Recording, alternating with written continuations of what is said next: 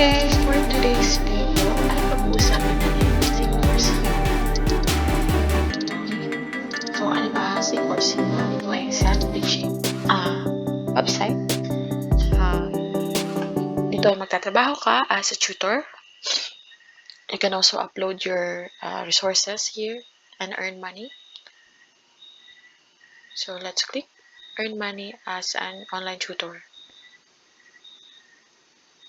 So continue your application kasi nag-apply na ako dito. And it's not easy. It's not easy to apply.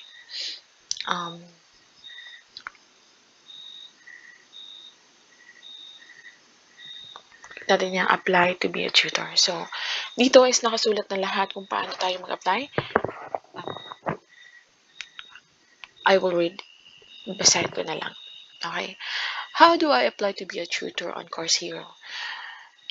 So, in this overview, we will provide you with instruction on how to apply to become a tutor on Coursera by the following.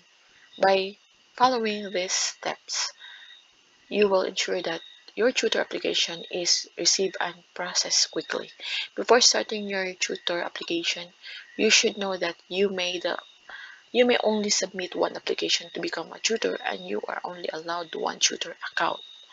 So, klaro naman yung sinabi nila na you are allowed only one application to become a tutor. Ayun lang po. So, kung gagamit ka ng ibang account, alam na nila yon na nag-apply ka na. So, doon ka na lang mag-stick sa unang account mo.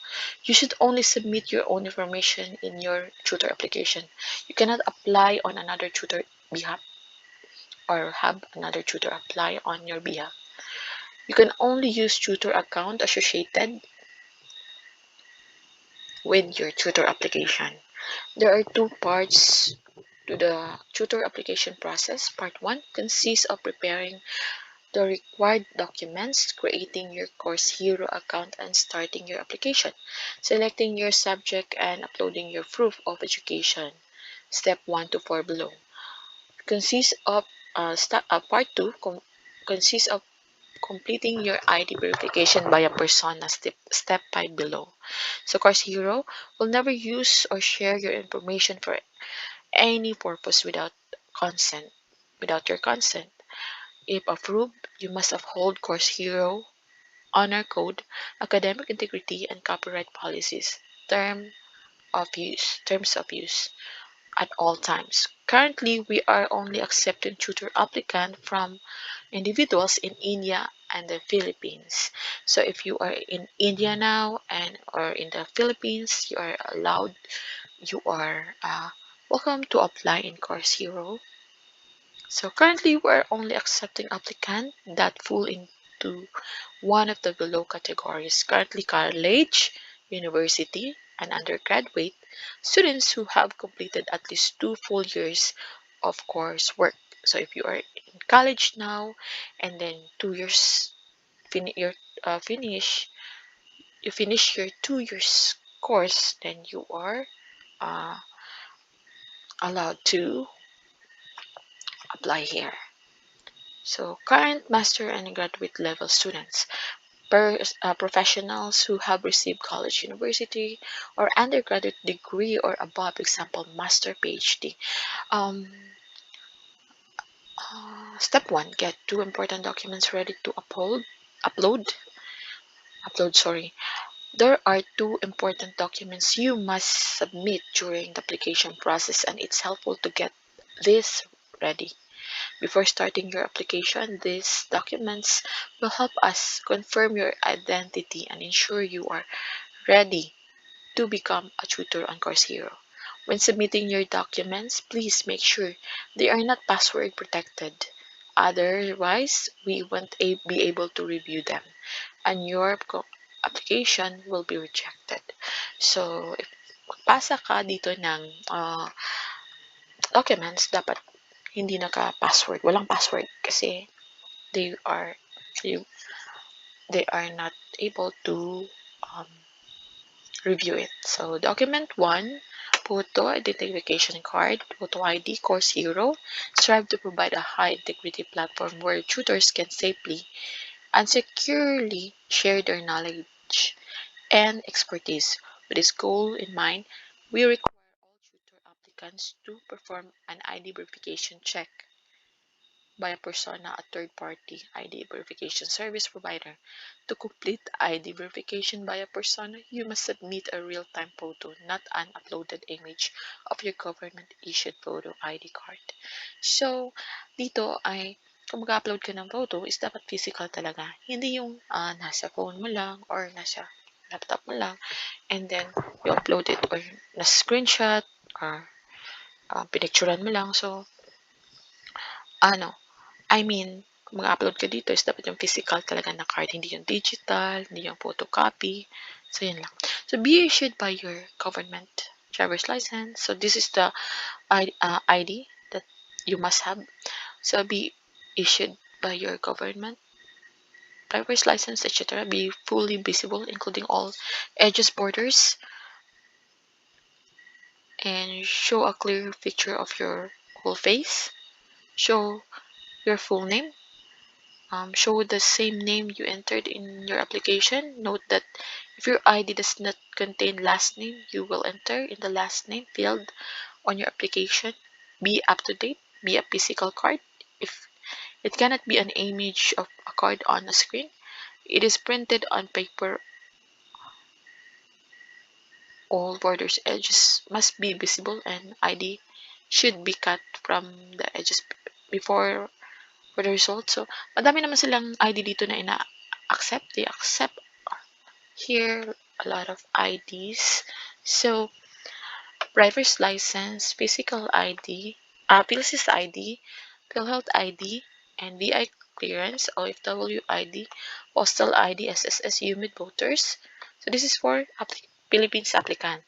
And for the Indian applicant, accepted government issued ID cards for the Indian applicant, driver's license, national ID, PAN card, voter's ID, Aadhaar card. Please make sure it printed on paper that the ID cut out around the borders and that borders are visible.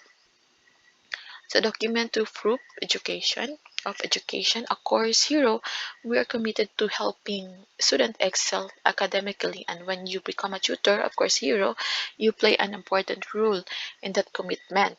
That's why it is critical that we ensure you have the expertise and qualification to provide original, accurate, and detailed answer to to students' questions. So every tutor applicant must also upload proof of their education. A list of acceptable documents and requirements for your proof of education can be found below. So acceptable document for your proof of education include official college or university transcript of record or mark sheet showing individual grades for each course strongly preferred to at least the end of the second year college level. Official college or university grade report, grade memo, grade sheet, or credit sheet showing grades for each course. Officially college university online transcript showing grades for each course must show full web address and full name. So ito yung mga ano nila. So dapat pag naka 2 years course ka na sa college, kung mag-apply ka dito is dapat yun yung mga dapat meron ka. Memo, grade sheet, credit sheet, ayun, grades.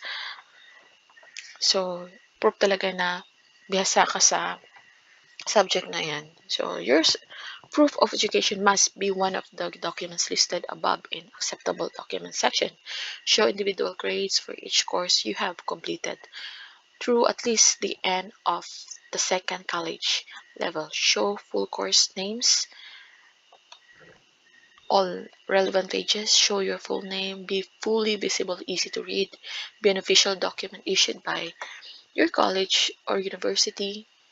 Your proof of education can be a certificate, license, diploma, or any documents that does not include a record of grades, marks, be blurry, can't be blurry, dark or hard to read, can't be cropped or covered in any way that prevents us from reading all the information, can't be a document that's not listed above. in the acceptable documents section. So this is a tip for the Philippines applicant. Uploading your official transcript of record showing individuals' grades for each course is strongly recommended. So tips for Indian applicant. In uploading your official mark sheet showing individual grades for each course is strongly recommended. So start to create your tutor account now and start your application. So that's it. Nag-share lang ako ng mga tips dito and I just read kung ano yung mga qualification nila. Nandito na lahat. And then kung hindi pa clear para sa'yo, you can search on Chrome, search Course Hero, and apply as a tutor. So I hope na may natutunan kayo for this video and please don't forget to like and subscribe. And then mamimigay ako ng 50 pesos load or 50 pesos Gcash amount sa magko-comment at magsa-subscribe ng aking video or comment thank you or then message me on my FB account. So that's it. Thank you. See you on my next uploads.